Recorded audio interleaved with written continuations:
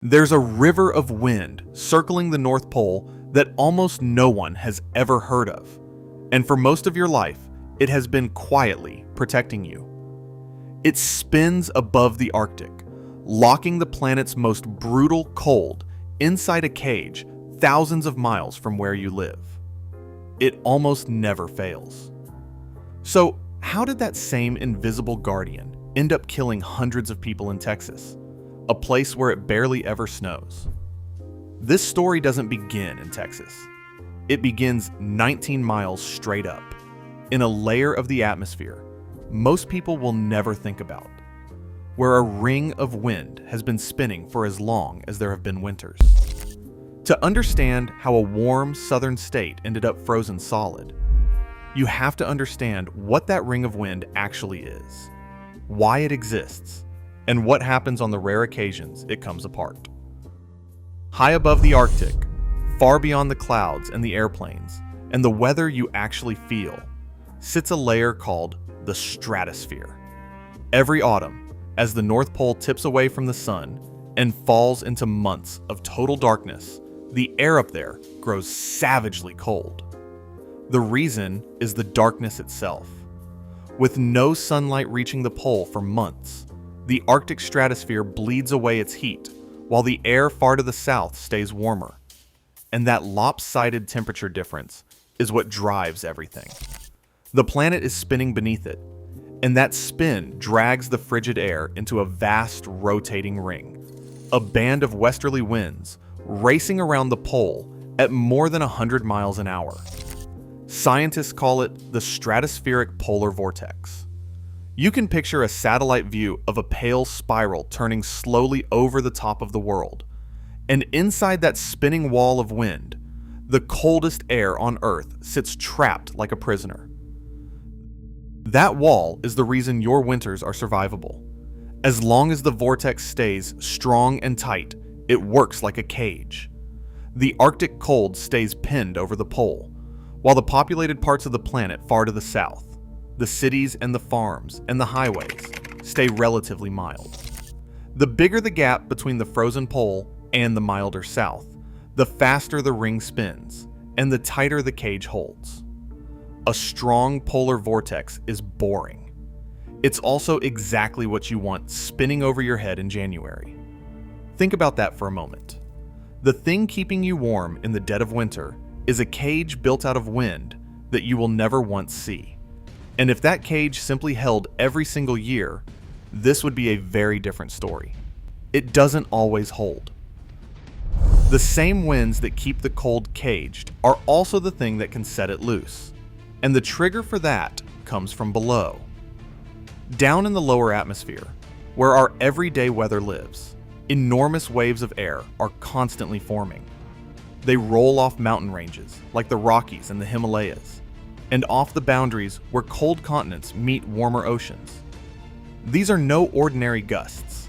They're planetary scale waves, so enormous that only a handful of them can wrap around the entire northern hemisphere at once.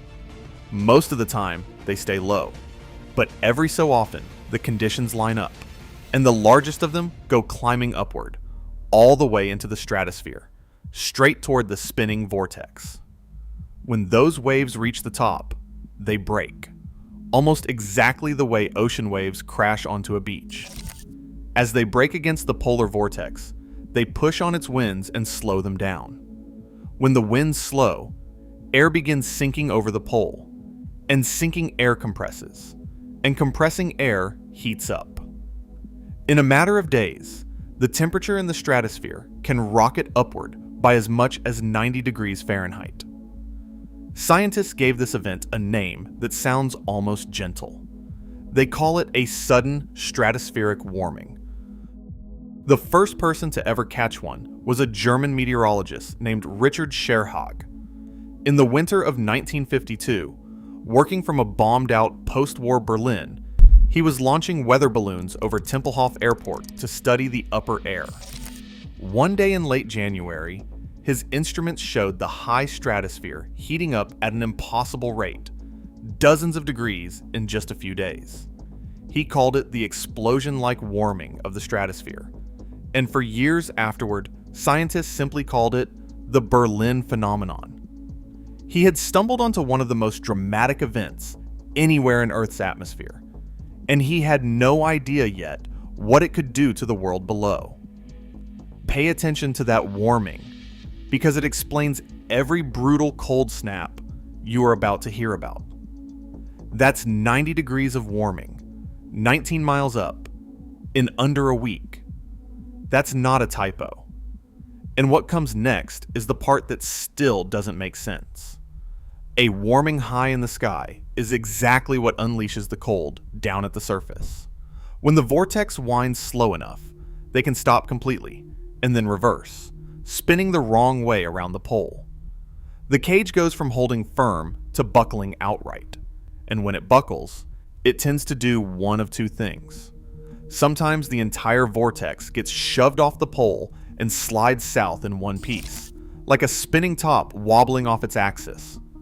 Scientists call that a displacement. Other times, it does something stranger. It tears itself apart, splitting into 2 or even 3 separate spinning lobes, each one carrying its own load of Arctic air toward the cities below. That second kind, the split, is exactly what the world watched unfold at the end of 2018. In late December, weather balloons drifting up over the Arctic measured the stratosphere heating fast, and the vortex began coming apart. Over the following weeks, it tore into 3 lobes, and one of those lobes broke away and started sliding south, sagging down over central Canada before stalling over the north-central United States. On the satellite maps, you could watch a pale curl of cloud and cold drift down across North America like something alive. Then, in late January of 2019, it arrived. In Chicago, the air temperature dropped to 21 degrees below zero, and the skyline vanished behind a haze of ice fog rising off Lake Michigan. In Grand Forks, North Dakota, the wind chill reached 65 below. Across much of the Midwest, exposed skin could freeze in under 10 minutes. Schools shut their doors. Thousands of flights were grounded.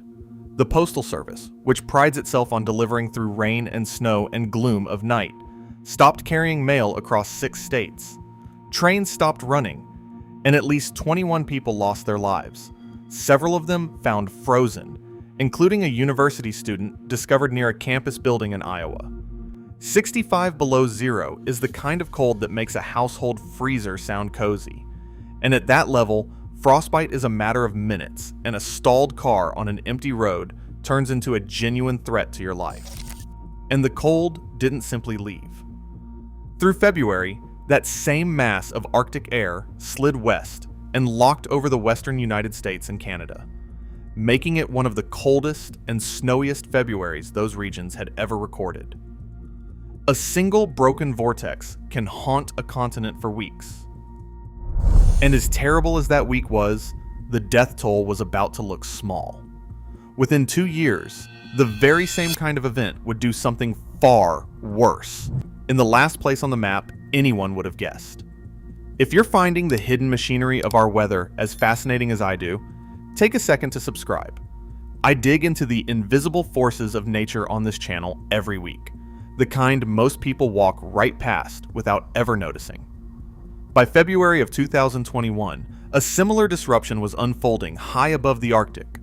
The polar vortex had been knocked off balance once again, stretched and weakened, and the jet stream that normally pins the cold up north had buckled into a deep, wavy curve across the map.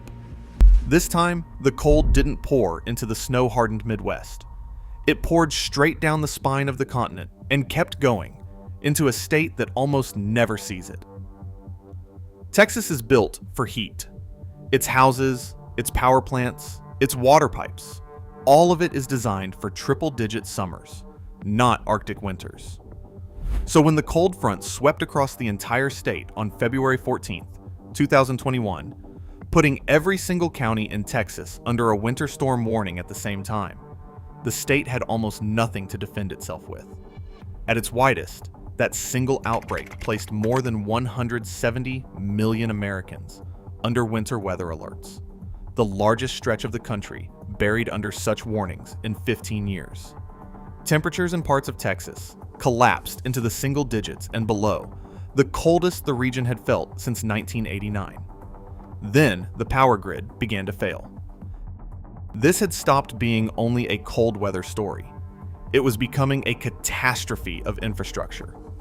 Texas runs on its own electrical grid, largely walled off from the rest of the country, which meant it couldn't borrow much power from its neighbors when everything started going wrong. And everything went wrong at once. Natural gas equipment froze solid at the wellheads and along the pipelines. Power plants tripped offline one after another. According to the operator of the Texas grid, the entire system came within 4 minutes and 37 seconds of a complete, uncontrolled collapse that could have left the state dark for weeks. To prevent that, they cut the power deliberately. At the peak, nearly 10 million people had no electricity, many of them for days, in the middle of the worst freeze in a generation. The blackouts even spilled across the border into northern Mexico, where millions more lost power. Inside dark, unheated homes, people did whatever they could to stay warm. Some ran their cars inside garages, or dragged outdoor grills indoors, and carbon monoxide killed them quietly in their sleep. Others died of hypothermia in their own beds. Water pipes burst across the state, and millions lost clean drinking water on top of losing heat. The official death toll in Texas climbed to 246 people, ranging in age from under 1-year-old to 102. And when independent researchers later counted how many more people died that week than would have in a normal February, their estimates ran as high as 700. The damage reached far past the people. Along the Texas coast, the sudden cold stunned thousands of sea turtles into a frozen paralysis, leaving them floating helplessly in the shallows until volunteers raced out to pull them from the water. Out in the bays, the freeze killed an estimated 3.8 million fish across more than 60 species, a die-off so severe that parts of the coastal ecosystem would need years to recover. A single break in a ring of wind 19 miles up had reached all the way down into the water. That's the answer to the question we started with.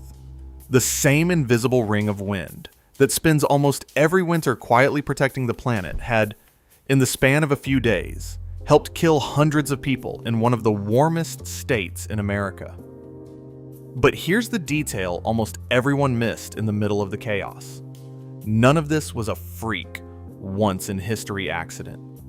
A sudden stratospheric warming, the event that breaks the vortex open, happens on average about twice every 3 years. Most of the time, the effects are mild, or the broken cold lands somewhere unpopulated, and you never hear a word about it. Once in a while, that cold lands squarely on a major city or an unprepared state, and it dominates the news for a week before fading from memory.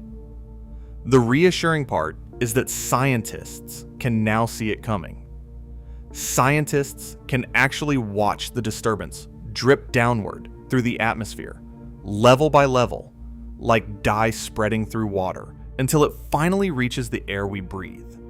Because that journey takes time, forecasters watching the polar vortex can sometimes warn of a dangerous cold outbreak 2 to 4 weeks before it strikes. That spinning ring 19 miles overhead has quietly become one of the most valuable early warning signals in all of winter forecasting. Every spring, as sunlight finally floods back over the pole, the vortex weakens naturally and fades for the summer. Every autumn, as the darkness returns, it rebuilds itself and begins spinning again. This breaking and reforming is part of the planet's normal rhythm. The danger lives only in the rare, violent breaks that strike in the depth of winter.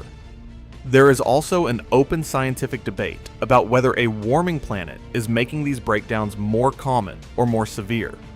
Some researchers argue that the rapidly warming Arctic is disturbing the vortex more often than it used to. Others find the evidence still unsettled and point out that nature has always produced these events on its own. What both sides agree on is simple. The polar vortex is real. It does break. And when it breaks, the consequences can reach thousands of miles beyond the Arctic. So the next time a brutal cold snap rolls into your town and someone on the news blames the polar vortex, you'll understand what they're really pointing at.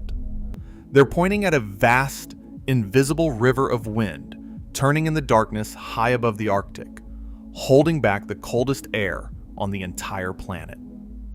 Most of the time, it holds. You'll never see it, never feel it, and never once think to thank it. Yet it's up there right now, spinning silently over the top of the world, and the whole shape of your winter depends on whether it keeps standing or finally tears itself apart. Thank you for watching. If you enjoyed this video, please feel free to like and subscribe. And if you would like to continue watching more of my videos on the hidden forces of nature, you can click the video on the screen now.